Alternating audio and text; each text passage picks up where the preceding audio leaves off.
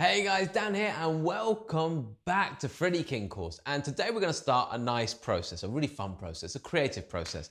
For me as a guitar player, especially as kind of a blues influenced guitar player, improvising is my most exciting, my most happy place. Just playing, enjoying the sound that's coming from the guitar and just kind of trying stuff on the spot, see what works, see what doesn't, okay?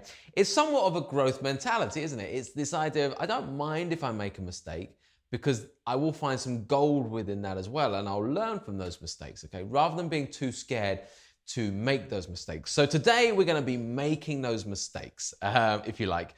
But the core thing is that we're gonna be working with a certain position across the neck. I'm gonna be showing you how to change the key really, really easily. No key should throw you. With this style, with this method of doing it, there is absolutely no key where you're like, oh, I don't know if I can play in that key. Won't exist, okay? Honestly, it won't exist. Yes, of course, always some will be more familiar than others, but fundamentally you can play in every key. So, pick up that guitar and let's get started.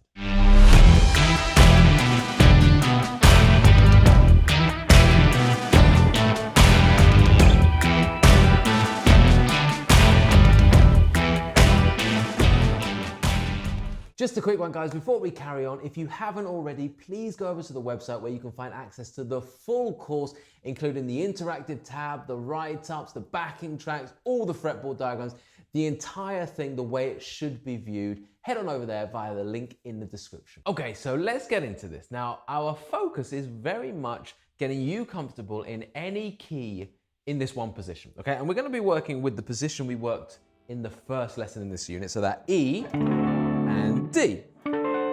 So this is where we're going to be kind of focusing our efforts, all right?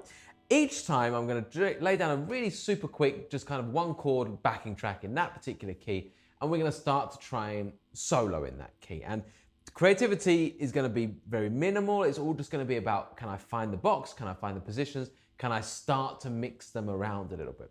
If we get very excited, we can maybe start to get some Freddie King licks in there as well, okay? But let's do it step by step. So we've got this kind of process. I've written it out for you guys. So we're really just gonna choose the key. We're gonna find the chord. From that chord, we're gonna find the minor pentatonic, the major pentatonic, and we're gonna be away. But at the root of it, we have to find that chord first. Whenever I'm doing improvisation, you might see it sometimes. If you look really closely, if someone threw like, okay, E flat major at me, you'll see me go like this. And what did I do there? I visualized this chord of E flat major so that I could remind myself where that pentatonic box was. Sometimes I do it just in my head. I can see, okay, there's an E flat major chord here. I know this is box 5, la, la, la. But when I was first learning it, I very much went through that process. Chord, box, can I get creative with that? So let's do exactly that. So we're going to start with the key of G, all right? So let me just lay down something really quickly in the key of G that will kind of serve us for this. So some kind of bluesy thing, 3, 4.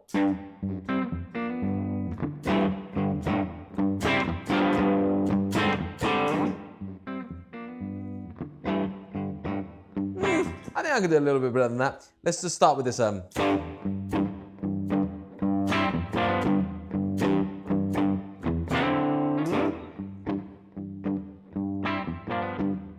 like it. Up to the 5 there as well. So, okay, let's start by finding the chord.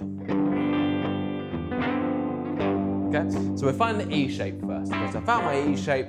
That means I know that I've got pentatonic box 1.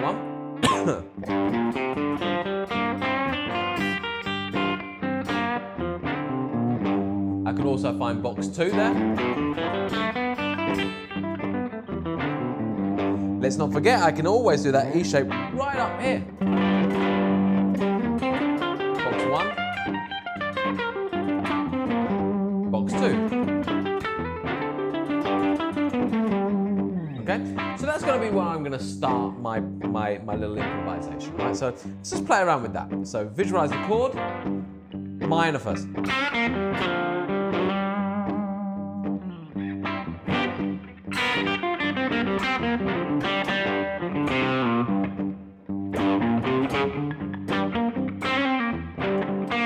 Do we know any Freddie King licks there? Yeah, we do.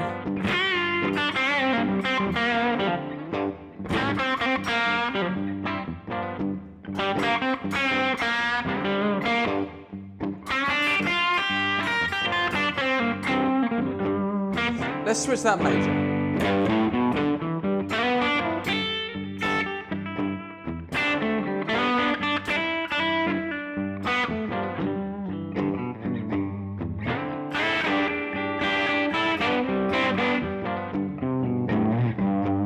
Minor.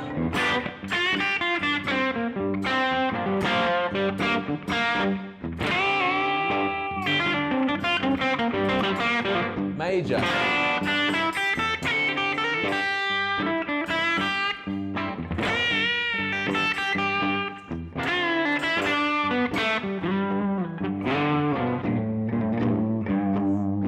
See, I'm really having a lot of fun just messing around with those. Key thing is I found the position. Whatever you come up with on top of that, that's a slightly different story. I've obviously got a lot of licks and ideas in the bag, but fundamentally I'm in the right position. I'll do it right up here, right? Find the chord. There's the G, minor.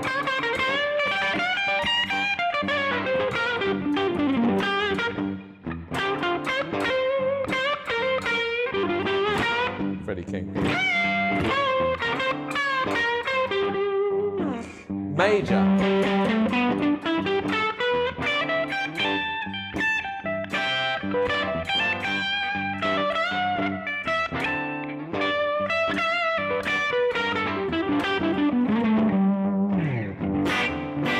Okay. Let's also find the D shape. Remember that Freddie King loves the usage of the D shape. Okay. That gives us our minor box 2. Our minor box 3, major box 3. Remember, we did that in the previous lesson before last. So let's try and use those. Major first. Notice how I'm jumping in at a different point. I'm not always going from the root. I might start like that, but I'm trying to also use the chord to navigate. So any of these, you know, see that kind of major third at the top there? I'm using that as a pivot point to get to my pentatonic box 3.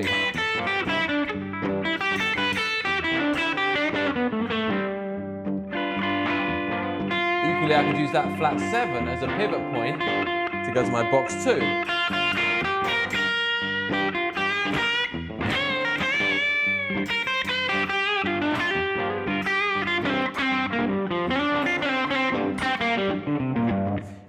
Back into 1 then, okay?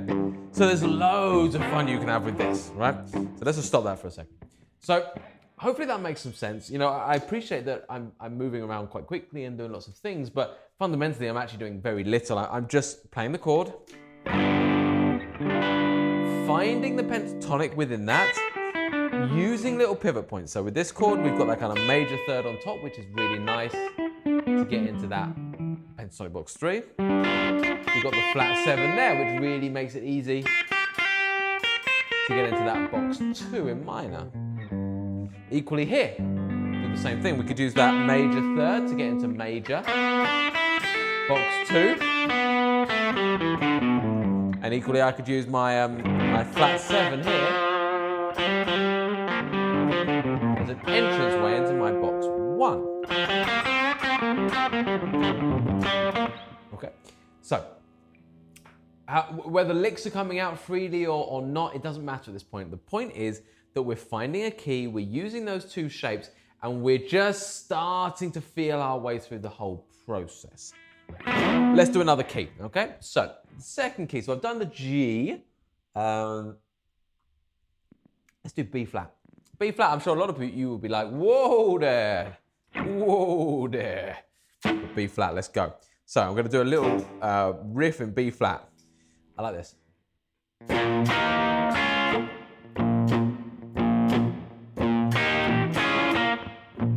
Let's do it.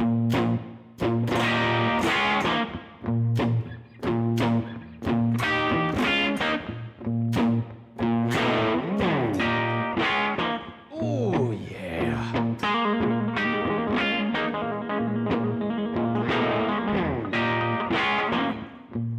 It's going to be fun. So, that's what we're soloing over. So find the chord, there's the B7, there's the other B7. Just going to lay that underneath.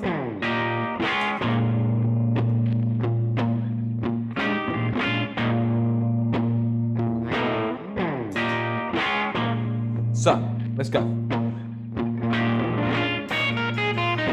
Box 1.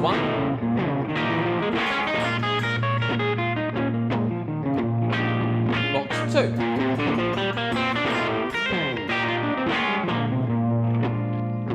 Box. Major, box 3. Minor, box 4. That's what we're playing around with, okay? Let me do a demonstration.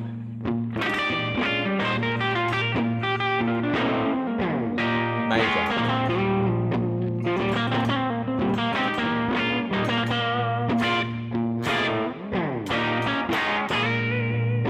Minor.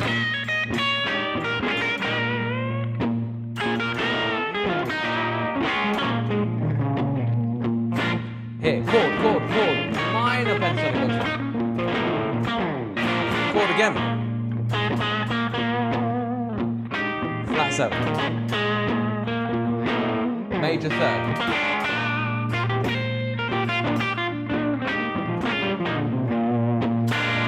Okay? Is this making sense, guys? I know I'm doing a lot. I appreciate that I'm doing a lot because I'm kind of playing around with it, kind of roughly where I am with this, but I'm trying to just throw out the little clues, the little tips to kind of get you, okay, if I get lost, chord first. There's a chord, there's the 2 shapes, I've drilled those in, now let's try some stuff, okay? And then it's all just about listening after that. We're just listening, we're listening, we're listening. Let's do one more. Let's do one more. It's the same thing, but now I'm gonna do let's say, D flat. D flat. Let's do D flat. Why not? Gonna throw another random key out for you there. So D flat. So let's just see if we can do a nice little.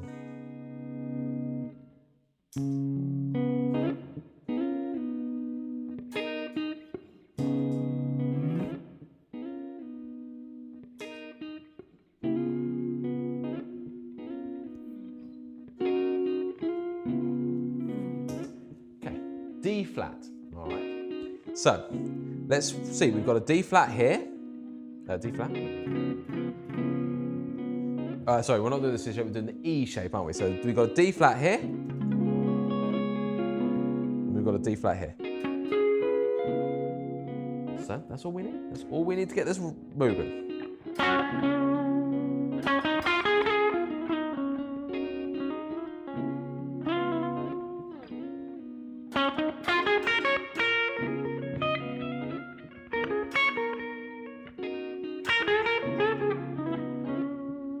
Minor.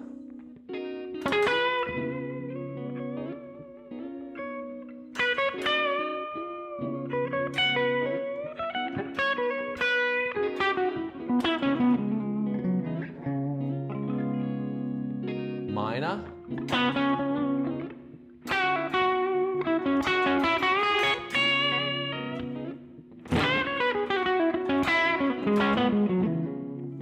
Major. Box 2.